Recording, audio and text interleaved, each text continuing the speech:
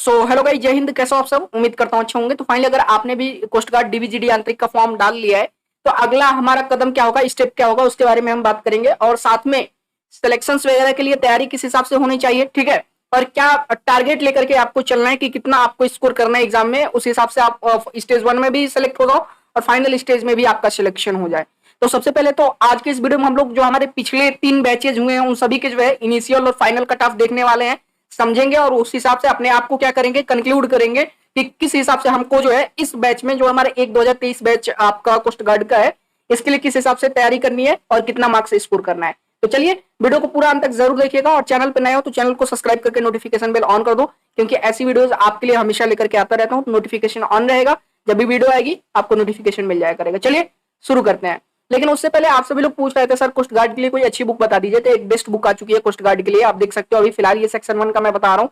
इसमें आपको पांचों सब्जेक्ट को बिल्कुल डिटेल में कवर करके दिया गया है और साथ ही में पांचों सब्जेक्ट से संबंधित आपको 3000 प्लस बहुविकल्पीय क्वेश्चन, ठीक है, एमसीक्यू क्वेश्चन दिया गया है जहां से सीधे एग्जाम में पूछे जाएंगे। बेहद महत्वपूर्ण क्वेश्चन है ये।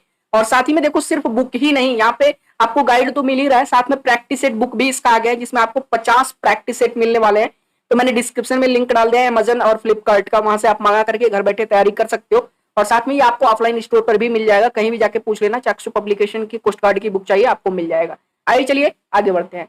तो फाइनली देखो हम लोग शुरुआत करेंगे अपने सबसे पहले बैच से। जब कोस्ट गार्ड का जो एग्जाम है जब से ऑनलाइन शुरू हुआ है तब से हम लोग कट ऑफ देखना शुरू करेंगे और बाकी अभी तक कितने आपके बैचेस कंप्लीट हो चुके हैं यानी फाइनल सिलेक्शन के लिए वो लगभग 3 हो चुके हैं, ठीक है। तो चलिए ये हमारा टारगेट है। देखो टारगेट करके चलेंगे हम लोग। जो हमारा नवंबर में एग्जाम होने वाला है, नवंबर 2022 में, यानी बैच 1 2023 का, उसके लिए ये टारगेट है हमारा।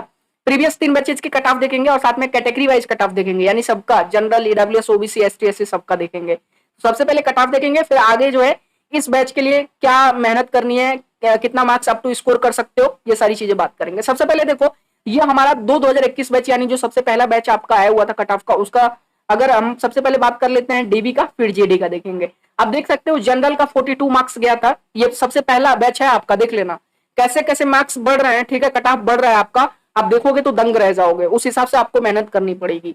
तो डीबी का अगर इनिशियल कट ऑफ अगर हम बात कर ले, जनरल का 42 था, एडब्ल्यूएस का 35, ओबीसी का 39 और एससी का 35।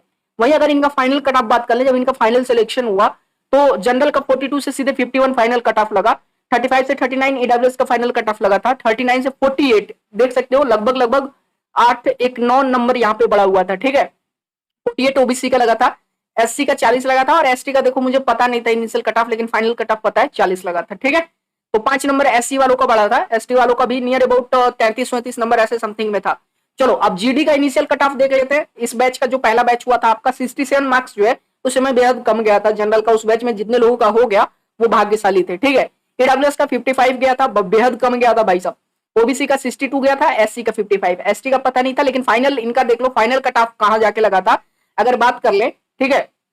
जनरल का ये देखो जीडी का फाइनल कट ऑफ 79 मार्क्स लगा हुआ था, ठीक है, और 66 मार्क्स आपका एडब्ल्यूएस का लगा हुआ था, 71 मार्क्स आपका ओबीसी का लगा था, ठीक है, फाइनल ये।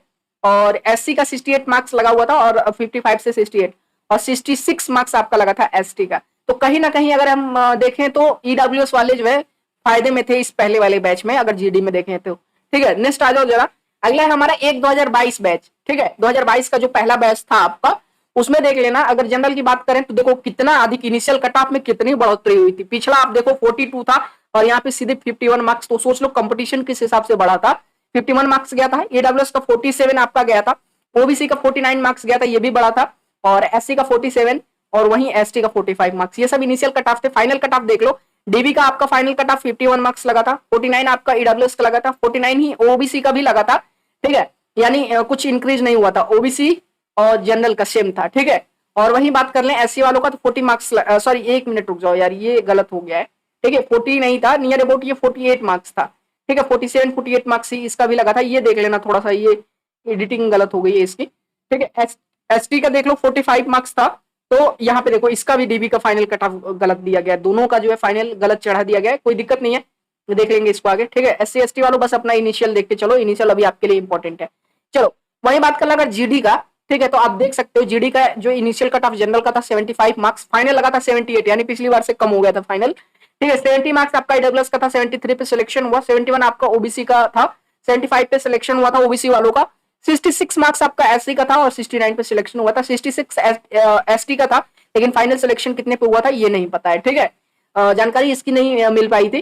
तो ये आप देख सकते हो, ये दूसरा बैच था आपका, यानी 2022 का ये आपका पहला बैच था। 2022 का दूसरा बैच देख लेते हैं, ये देखो 2022 का ये दूसरा बैच है। डीबी इनिशियल कट ऑफ अगर आप देखोगे तो जनरल का अभी फाइनल कट ऑफ नहीं पता है, अभी ये वही वाला बैच है जिसका एग्जाम अभी कब हुआ है बताइए, अभी इसका एग्जाम अभी हाल ही में तो हुआ है, मार्च में इसका एग्जाम हुआ था, ठीक है, तो वही वाला है। 53 मार्क्स जनरल का देखो सबसे हाईएस्ट लगा था, उस हिसाब से आप सोच सकते हो जनरल वाले तो 50 प्लस बिल्कुल भी, ठीक है, इससे नीचे बिल्कुल भी मत सोचना कि 50 प्लस से नीचे 50 से नीचे आप आओगे। कहीं ना कहीं जो है पेपर आपका काफी इजी हो जाता है, जिसके कारण जो कट ऑफ बढ़ जाता है, ठीक है। मेहनत करने वाले भी बच्चे हैं, देखो कई सारे ऐसे बच्चे हैं जो अभी से लग जाएंगे, 2-3 महीने लगातार तैयारी करेंगे, ठीक है। अगस्त से ही जुलाई अगस्त से ही काफी कैंडिडेट हैं जो लगे हुए हैं, अभी भी तैयारी कर रहे हैं, ठीक है। तो एक बात बताओ, जो बच्चा बैठ करके 3 महीने 4 महीने मेहनत कर रहा है उसका सिलेक्शन होगा, या फिर आप चाहोगे कि लास्ट के 1 महीने पढ़ के सिलेक्शन ले लो? ऐसा नहीं होता है ना।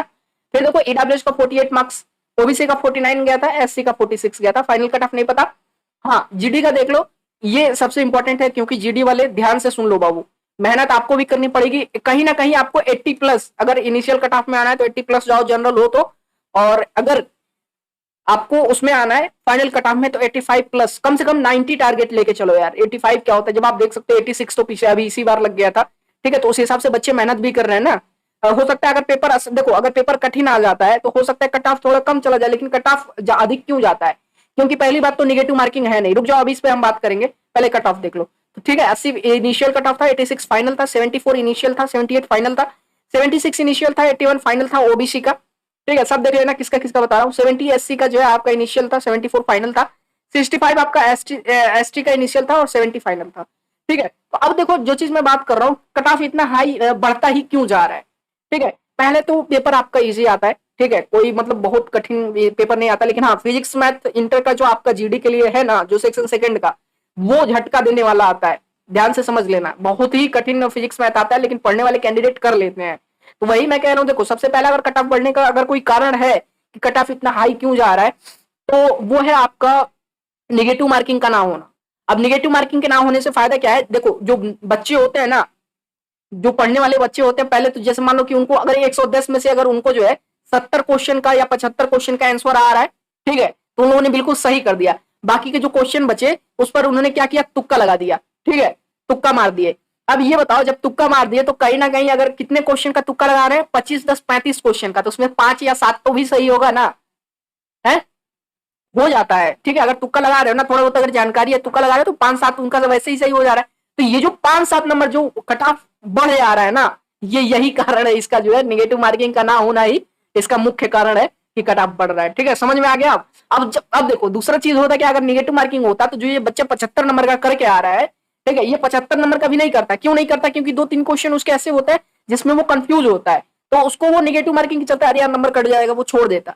लेकिन होता क्या है कि नेगेटिव मार्किंग है नहीं, फिर उसको अरे चलो देख लेंगे, जो होगा देखा जाएगा, ठीक है, ऐसा करके कैंडिडेट आ जाते हैं। तो वही चीज है, इसका पहला कारण है कट ऑफ इतना हाई जाने का कि निगेटिव मार्किंग नहीं है। लेकिन हमें लगता है कि आगे के 1-2 बैचेज में निगेटिव मार्किंग आ जाएगा, जल्द निगेटिव मार्किंग आएगा आपके लिए। और जिन लोगों के लिए कंफ्यूजन है पेपर हिंदी इंग्लिश किसमें होता है, तो देखो आप किसी भी लैंग्वेज में तैयारी करो, कोई टेंशन नहीं है, Hindi and English both language में आपका पेपर होता है, बस फ्री होकर के तैयारी करो। और दूसरी चीज ये है कि आप देख रहे हो, अगर स्पेशली अगर मैं जीडी वाली की बात करूं तो देख सकते हो आप सिर्फ अपना कोई एक सेक्शन मजबूत नहीं कर सकते हो, सेक्शन 1 या सेक्शन 2 के भरोसे आप नहीं रह सकते, दोनों सेक्शन को आपको मजबूत करके चलना पड़ेगा, ठीक है।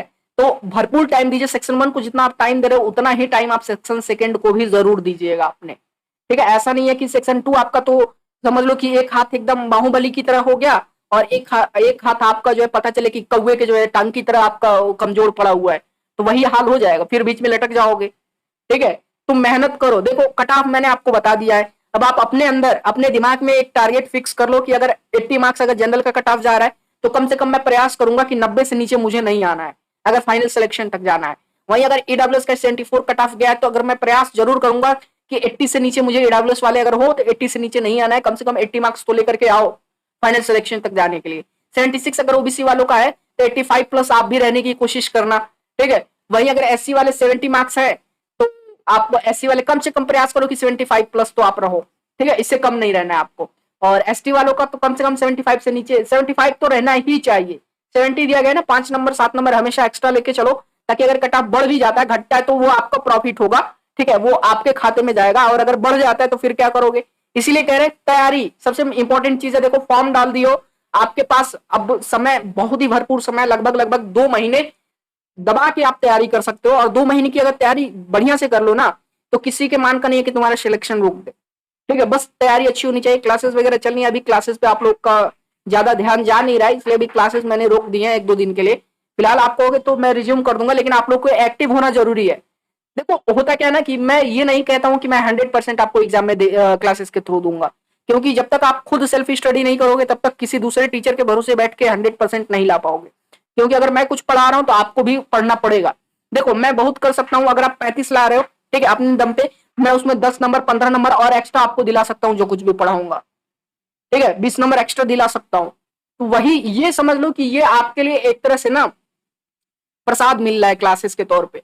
तो वही चीज है, क्लासेस भी लो और सेल्फ स्टडी सबसे इंपॉर्टेंट है। जो कुछ भी बुक्स वगैरह मैं बता रहा हूँ, महा पीडीएफ ले लो, फिर चाक्षु वगैरह का जो बुक है वो लेकर के, कुछ भी अगर आइडिया नहीं है कि क्या पूछा जाता है, जब उनका पेपर उठा के देखोगे, प्रैक्टिस सेट वगैरह उठा के देखोगे, तो आपको आइडिया लग जाएगा कि एग्जाम में किस तरह के क्वेश्चन बनने हैं, क्या बनना है। बाकी जो हम क्लासेस में करा रहे हैं वो तो समझ में आ ही रहा है।